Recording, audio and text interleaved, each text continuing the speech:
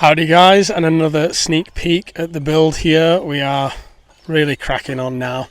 Walls are going up, doors are going in, electrics are being prepared for over there.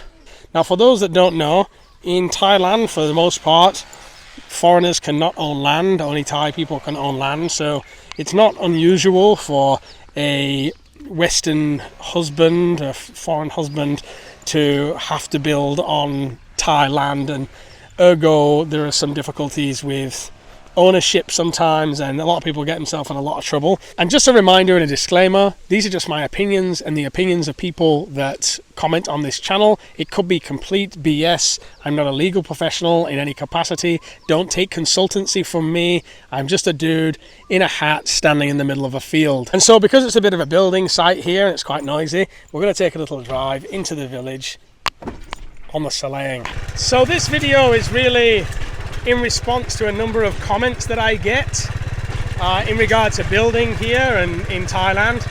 A lot of people will say, oh, she's a gold digger, or she's gonna take you for all you've got, or this kind of thing. You know, you're gonna get divorced and she's gonna take the land.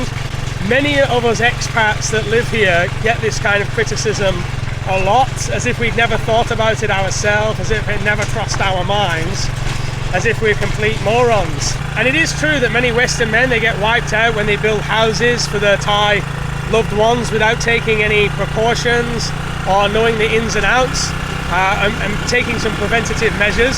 It's true that it happens a lot, and that story also gets publicized a lot. It also doesn't happen a lot, but you never hear a lot of the success stories that I actually hear on my channel. And I think it's important to mention as well that just as in Thailand, men will get shafted and taken to the cleaners, it also happens in the USA and the UK and all over around the world. This isn't a uniquely Thai phenomenon. So let me just pull over in a nice quiet buffalo field and admire the view while we talk about this age-old topic that's probably been thrashed out 1,000 times on YouTube, but I give you my personal insight and perspective. We're down at the old drinking well. Crystal clear blue waters. Many of the locals still use this to drink. The well, I'm not up for drinking it, but I'm sure it's completely fine and clean.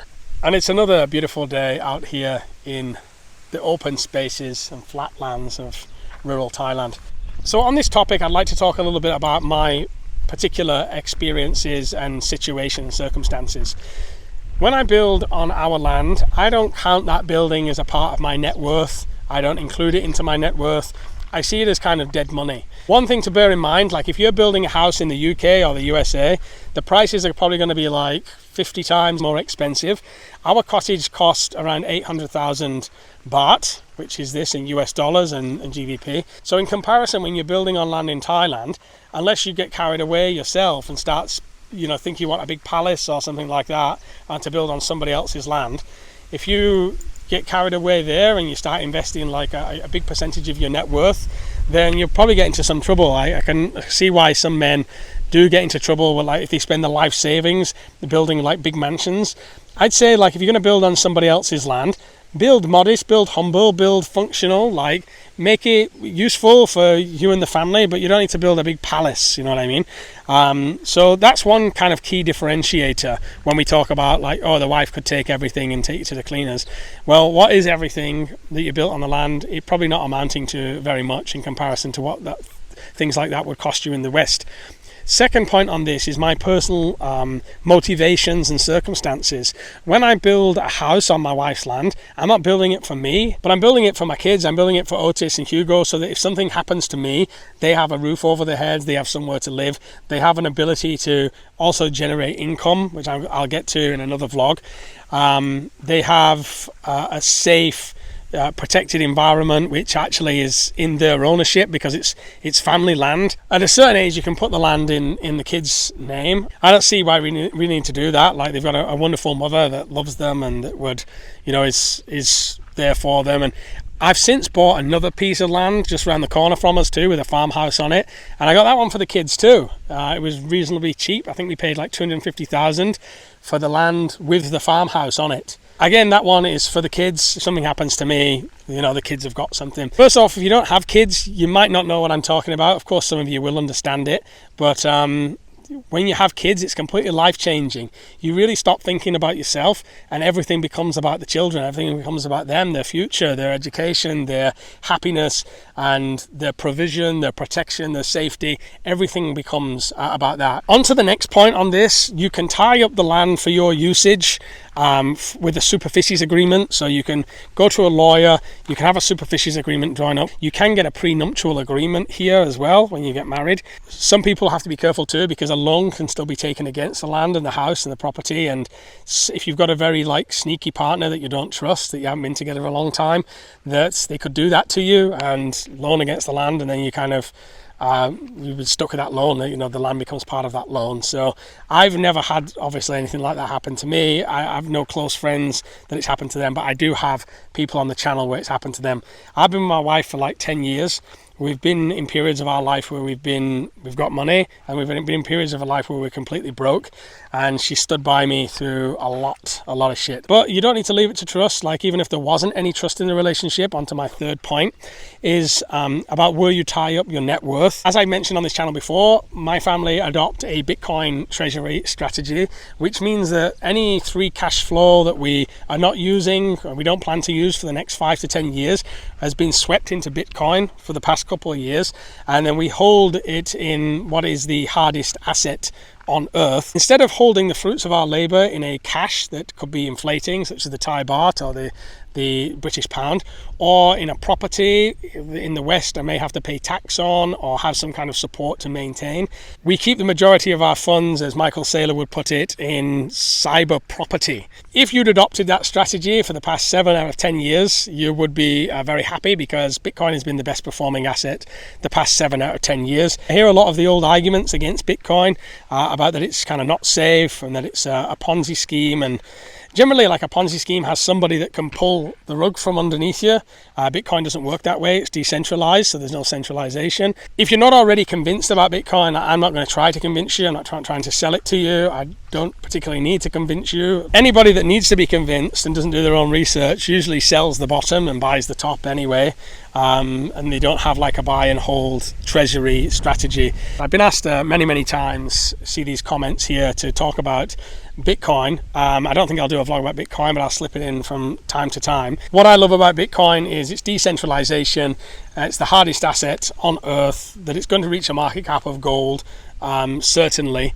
We're in the middle of a bull run at the moment. And so when you employ that strategy where you have control of the majority of your finances, that's another reason that you can't get kind of screwed over, because you invested in high quality property that actually belongs to you, that the government cannot control, that corporations cannot control, that is outside of control of anybody but you. And so this is the strategy that I use for me and my family. It's not necessarily what you should do for your family and the way you run your finances. Everybody's circumstances are different.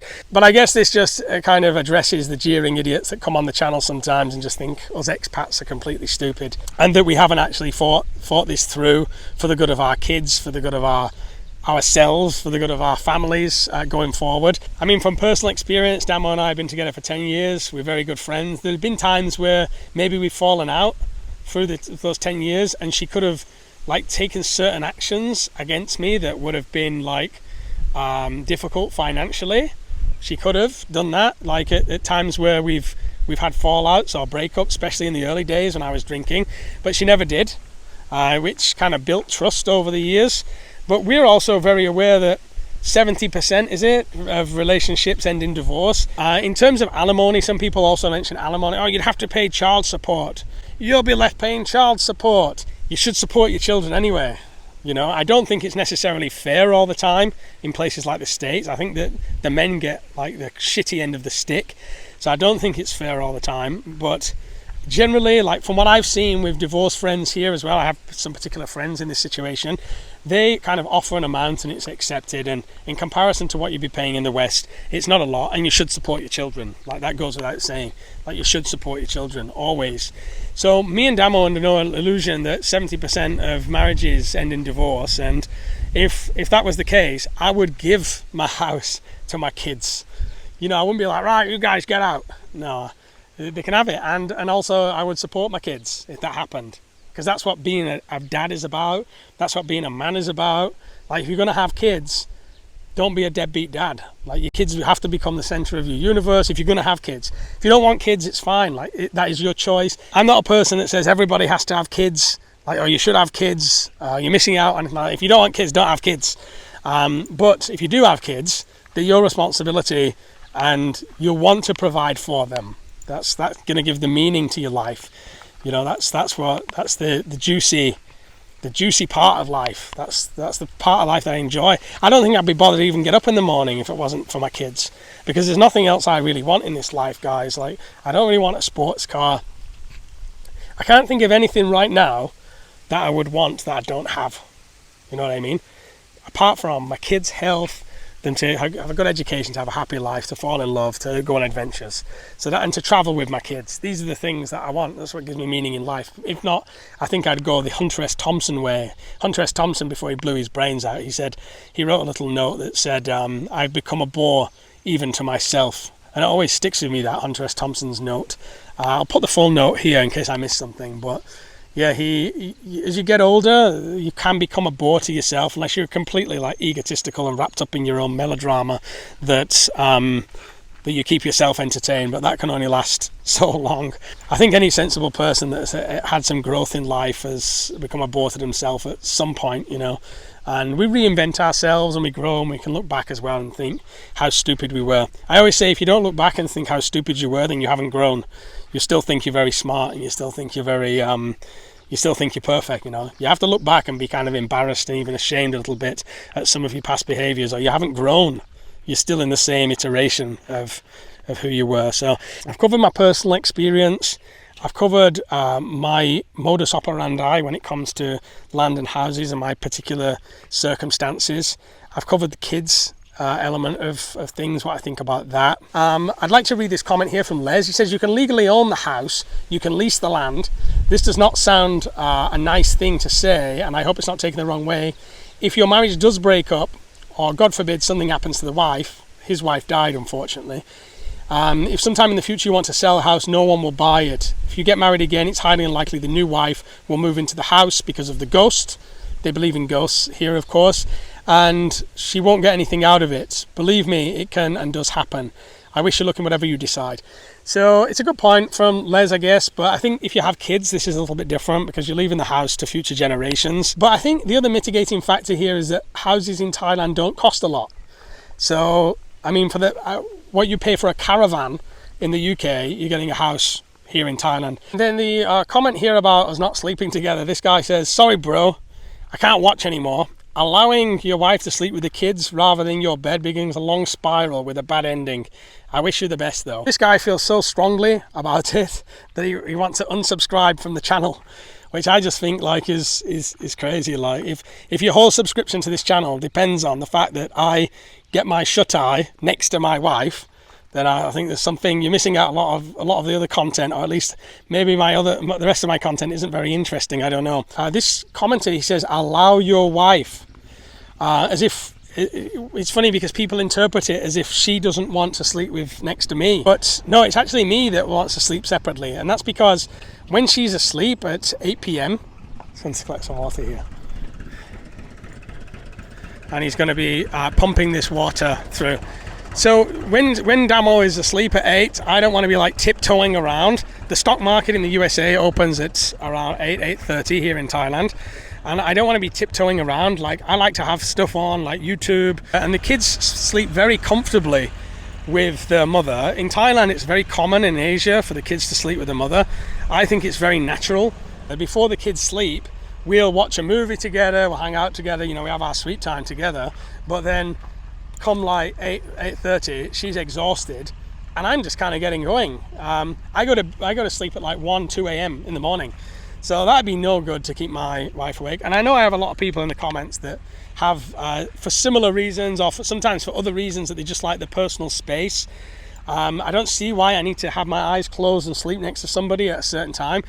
More power to you, those that do that, but many people also do agree with me that sleeping separately, it really works for us.